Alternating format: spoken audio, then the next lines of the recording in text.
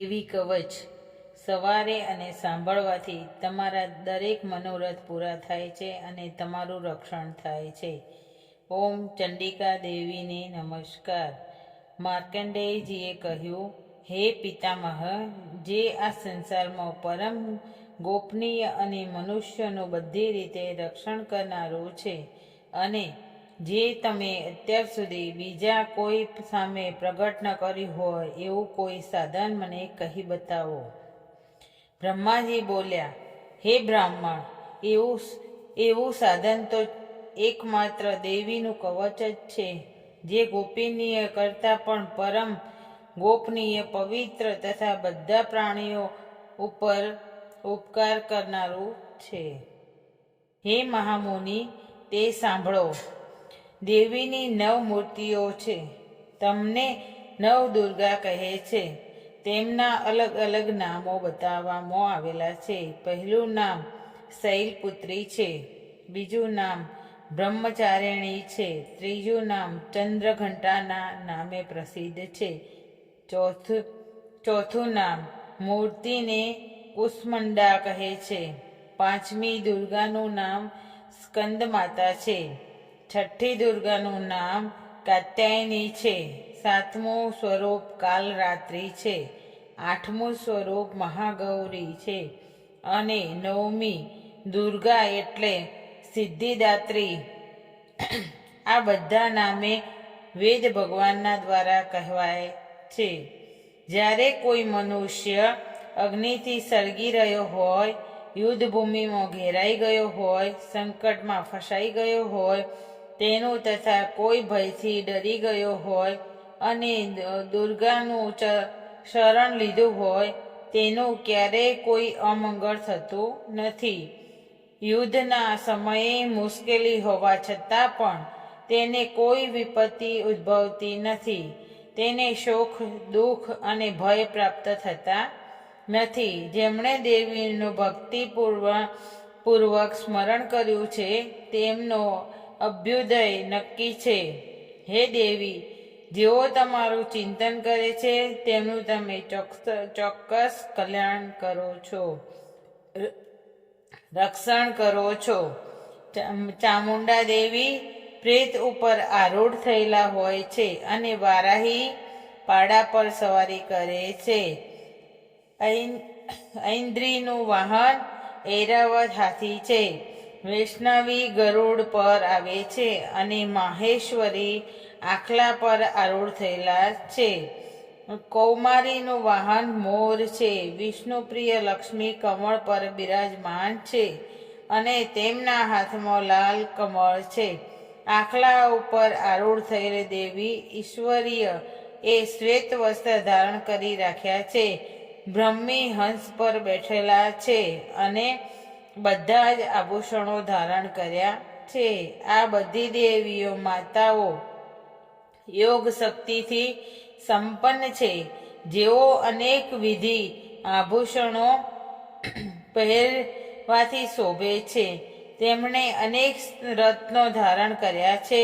ક્રોધથી ભરેલી છે અને ભક્તોનું રક્ષણ કરવા રથમાં બેઠેલી છે. આ દેવીઓના હાથમાં શંખ, ચક્ર, ગદા, શક્તિ, હળ, મૂળ, ખેટક, તોમર, કુહાડી, દોરડું, કુંત, ત્રિશૂળ અને ઉત્તમ ક્ષાર્ડ ધનુષ ધારણ કરેલા છે. દૈત્યોના શરીરનો નાશ કરવો અને ભક્તોને અભયદાન આપવું, દેવતાનું હિત કરવું એ તેમના શસ્ત્ર ધારણોનું ઉદ્દેશ્ય છે. મહારૌદ્ર રૂપ, અત્યંત ઘોર પરાક્રમી, મહાબલી અને મહા ઉત્સાહ યુક્ત હે દેવી, તમે મહાન ભયોનો નાશ કરનારા છો. તમને નમસ્કાર છે. તમારી સામે જોવું પણ મુશ્કેલ છે. શત્રુઓનો ભય વધારનારા એ હે જગદંબિકા, મારું રક્ષણ કરો. પૂર્વ દિશામાં ઐન્દ્રી શક્તિ મારું રક્ષણ કરે. અગ્નિ ખૂણામાં અગ્નિ શક્તિ, દક્ષિણ દિશામાં વારાહી તથા નૈઋત્ય ખૂણામાં ખડક ધારિણી મારું રક્ષણ કરે. પશ્ચિમ દિશામાં વારુણી અને વાયવ્ય ખૂણામાં હરણ પર સવારી કરનાર દેવી મારું રક્ષણ કરો. ઉત્તર દિશામાં કુમારી અને ઈશાન ખૂણામાં શૂલધારિણી મારું રક્ષણ કરો. હે બ્રહ્માણી, તમે ઉપરની બાજુએ મારું રક્ષણ કરો. હે વૈષ્ણવી, તમે નીચેની બાજુએ મારું રક્ષણ કરો. આ જ પ્રમાણે સબ જેવું વાહન તે ચામુંડા દેવી દસે દિશાઓમાં મારું રક્ષણ કરો. જ્યાં આગળની બાજુએ અને બીજ્યા પાછળની બાજુએ રક્ષણ કરે. ડાબા ભાગે અજિતા દેવી, જમણા ભાગે અપરાજિતા મારું રક્ષણ કરે. ઉદ્ધોતીની શિખાઓનું રક્ષણ કરે અને ઉમા મારા મસ્તક પર બિરાજિત થઈને મારું રક્ષણ કરે. માલધારી દેવી મારા કપાળનું અને યશસ્વીની મારી ભ્રમરોનું રક્ષણ કરે. ત્રિનેત્રા ભ્રમરોના મધ્ય ભાગનું અને યમ ઘંટા દેવી નાસિકાઓનું રક્ષણ કરે.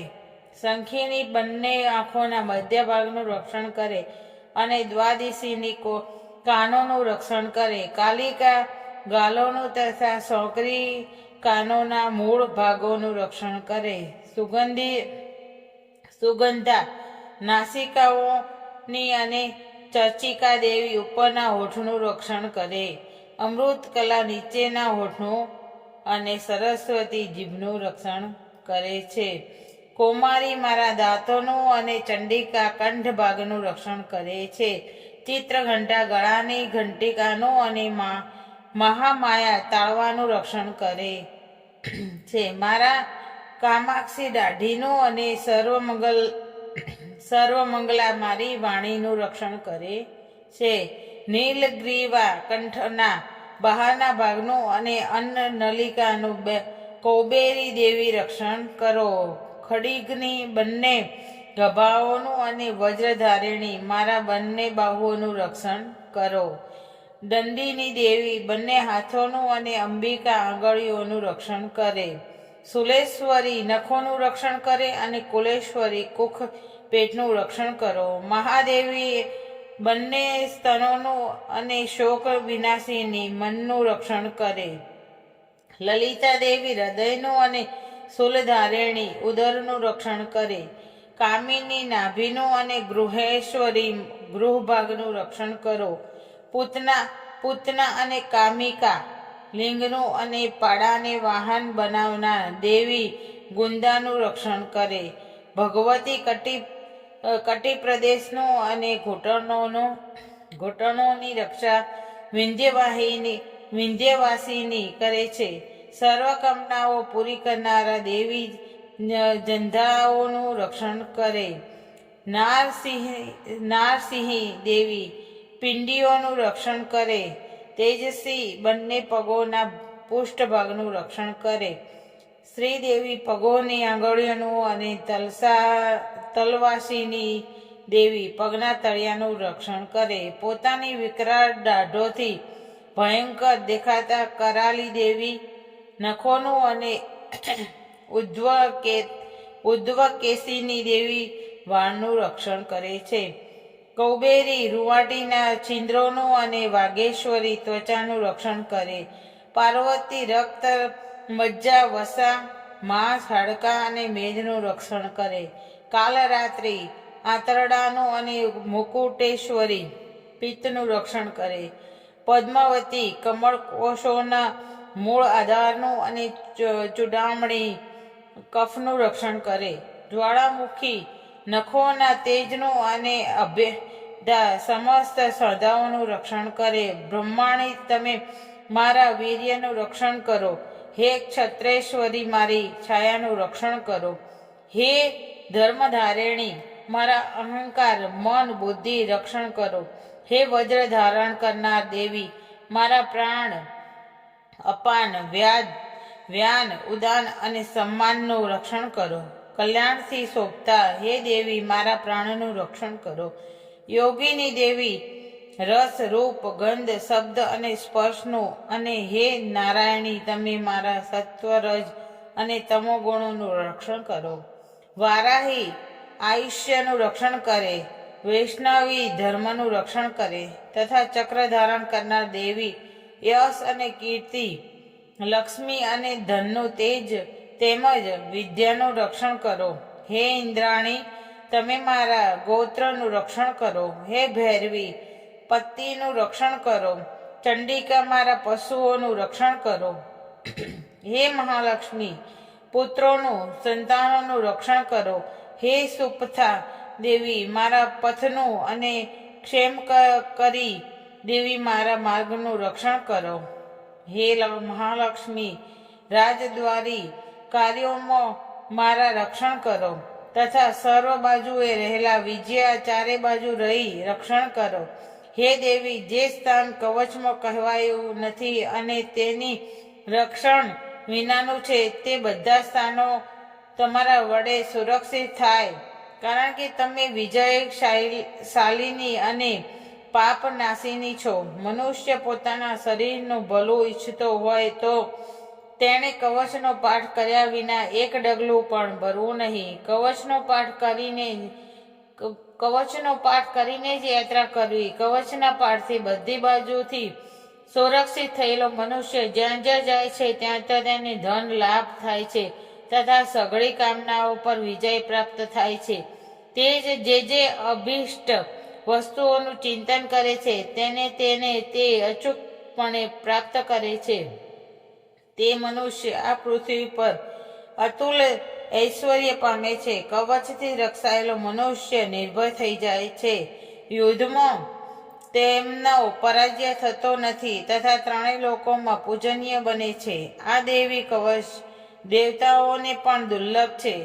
જે આ કવચનો દરરોજ 3 વાર સંધ્યાએ શ્રદ્ધાપૂર્વક પાઠ કરે છે તેને દૈવી કલા પ્રાપ્ત થાય છે તથા ત્રણેય લોકોમાં પરાજિત થતો નથી.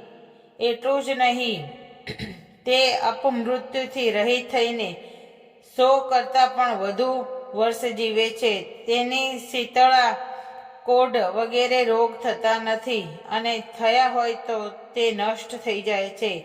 ભાંગ, અફીણ, ધતુરો વગેરેનું ઝેર કે સાપ વગેરેના ડંખવાથી ચડતું ઝેર, અહીં સર્પનું ઝેર અને તેલના મિશ્રણથી બનેલું કૃત્રિમ ઝેર, આ બધા પ્રકારના ઝેર ઉતરી જાય છે અને તેની અસર થતી નથી. આ પૃથ્વી ઉપર મારણ, મોહન, વશીકરણ જેવા જેટલા પ્રયોગો છે તથા આ પ્રકારના જેટલા મંત્રો, યંત્રો વગેરે છે તે બધા આ કવચના હૃદયમાં ધારણ કરી લેવાથી તે મનુષ્યના દેખતા જ નષ્ટ થઈ જાય છે. એટલું જ નહીં, પૃથ્વી ઉપર વિચરનારા ગ્રામ દેવતા, આકાશ અને પાણીમાંથી ઉત્પન્ન થતા પદેશ માત્રથી સાધી શકતા દેવો, પોતાના જન્મની સાથે જ પ્રગટ થતા દેવતાઓ, કુલદેવતા, કંઠમાળા જેવો રોગો, ડાકણ, શાકણ, અંતરિક્ષમાં વિચરતી મહાશક્તિઓ, ગ્રહ, ભૂત, પિશાચ, રાક્ષસો, બ્રહ્મ રાક્ષસ, વેતાળ, ભૈરવ વગેરે અનિષ્ટકારી દેવતાઓ પણ જો હૃદયમાં કવચ ધારણ કર્યું હોય તો તે મનુષ્યના દેખતા જ ભાગી જાય છે. કવચ ધારણ કરનારા મનુષ્યની રાજા તરફથી સન્માન અને વૃદ્ધિ થાય છે. આ કવચ મનુષ્યના તેજની વૃદ્ધિ કરનારું અને ઉત્તમ છે. આ કવચનો પાઠ કરનારો મનુષ્ય પોતાની કીર્તિથી શોભા પામીને પૃથ્વી ઉપર પોતાનો સુયશ સાથે સાથે વૃદ્ધિ પામે છે. જે પહેલા કવચ કરીને સપ્તસતી ચંડી પાઠ કરે છે તેની જ્યાં સુધી વન પર્વત હોય ત્યાં સુધી તે આનંદયુક્ત આ પૃથ્વી ઉપર રહે છે. તેનો પુત્રો, પૌત્રો, સંતાન પરંપરા બનેલી રહે છે. પછી દેહાંત થયા તે મનુષ્ય મહામાયાની કૃપાથી નિત્ય પરમપદને પામે છે. જે દેવતાઓને પણ દુર્લભ છે તે સુંદર દિવ્ય રૂપ ધારણ કરે છે અને કલ્યાણ શિવની સાથે આનંદનો ભાગી બને છે. સપ્તસતી અંતર્ગત દેવી કવચ સંપૂર્ણ. જે આ કવચ સવાર સાંજ કરે છે તેની દરેક મનોકામના પૂર્ણ થાય છે.